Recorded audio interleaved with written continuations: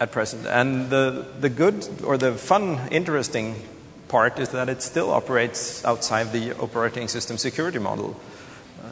It's how ACPI was designed to work, how it was designed to run, and it's the only way it really can work. So, yeah. And who is providing this ACPI bytecode? Well, it's in your BIOS. So it comes from the BIOS vendor.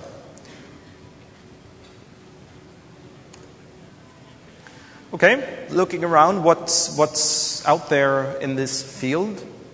For the PC, there's really two options. There's BIOS. There are a few BIOS vendors left. Really only two big ones. That's Phoenix and that's AMI. They bought everyone else. It started out in 1978 with a tape player I/O abstraction. So there were two brands of tape machines, and there were a couple of different PCs. And in order to talk to the different tape drives, you had to drive them a bit differently. So the BIOS was implemented to abstract the differences. And that was really all it did to bootstrap the system. In 2009, it's an API with well over 100 function calls. A lot of stuff that can be done if you ask the BIOS. Mostly real mode code. I listened to a presentation by one of the commercial BIOS vendors, and they said that, well, our code base, it has 4,300 files in it, all assembler files. But they said it's modular, so it's really easy to work with. I don't know, I would probably prefer a bit fewer files myself. That's the BIOS. It works the way it always has. Then there's the new guy, that's EFI. Originally started by Intel. It's almost an operating system. It has its own network stack. It has support for timers. It's really modular compared to the BIOS, which is just one big lump. It's possible to download a development kit called Core from the web. It's BSD licensed. About 250 megabytes, and compare that with Linux, which is maybe 50 megabytes. EFI is claimed to be open, and in fact, I've heard that the BIOS vendors, they were really scared of EFI when it was first started by Intel, because they thought, oh, okay, now open source firmware, now we're not going to have any market for our products anymore. But in fact, the open part of EFI is really just the foundation, and the BIOS vendors, they're all using that foundation, and they're adding building blocks onto that. So they still have their products. That worked out well for them, but it's not so nice for us because they make all their products closed. Because it's BSD licensed, that's okay to do. But still, I would prefer an open alternative. That's it on the PC, and of course there's coreboot. There are some related projects. Maybe you've heard about GRUB and Lilo. I guess many of you are using either of them. They are bootloaders, and they relate to this field, but they run after the firmware is done.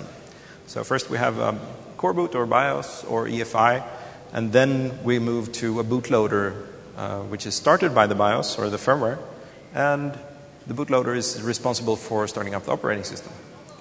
There are some other options like Redboot, U-boot, and PMON.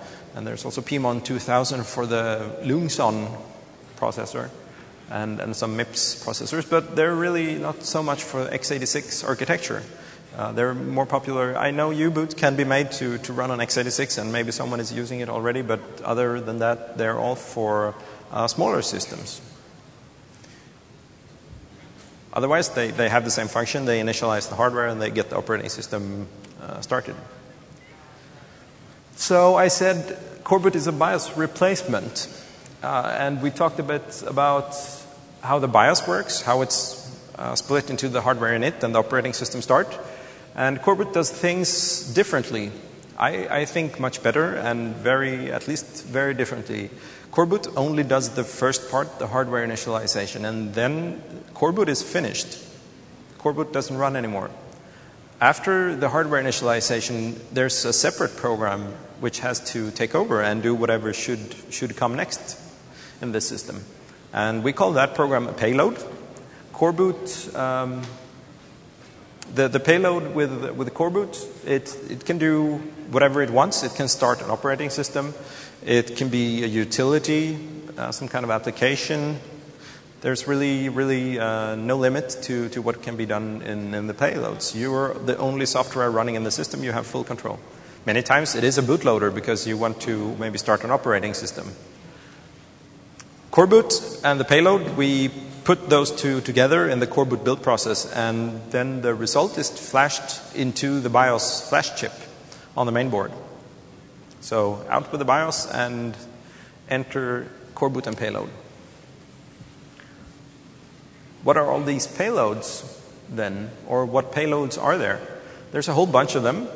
Originally, the idea was to use only a Linux kernel as a payload, as the only payload. And that's also the reason for the name initially. The project started out being called Linux BIOS. The idea was to use Linux as the BIOS. Unfortunately, that could only work if the flash chip size on mainboards increased, and while costs have gone down a lot, the sizes haven't really gone up that much. Typical size for a BIOS flash chip today is 0.5 megabyte or maybe 1 megabyte, and that's really not enough to put a Linux kernel in there. With a 1 megabyte you can squeeze it in, but it's a lot of work, and many times you can't get everything you want into there.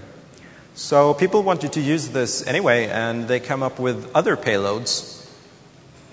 We have a bunch of bootloaders. There's FILO, which is developed by also coreboot developers.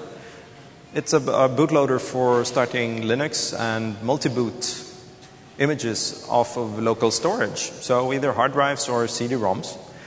There's also a project to get USB. There is already USB support for UHCI, the Intel and VIA host controller interface, but there's also a Summer of Code student working on adding OHCI and EHCI support to that stack. There's GRUB 2, and that can be used to start a lot of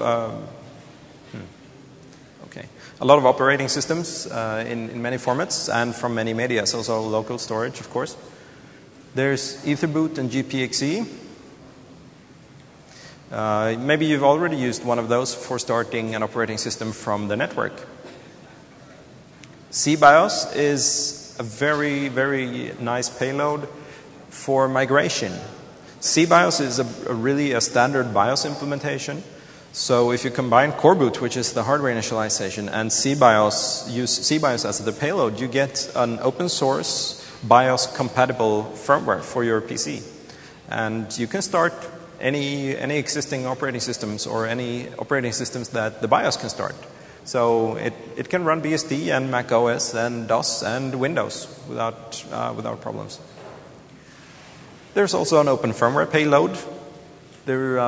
Some people have mentioned the project name OpenBIOS to me, and that was in fact an open firmware implementation for PCs. So OpenBIOS could be used as a payload with coreboot. And I've also written Linux up here as a bootloader, and maybe that's strange, but again, the original idea was to have Linux in the boot flash in order to utilize all the drivers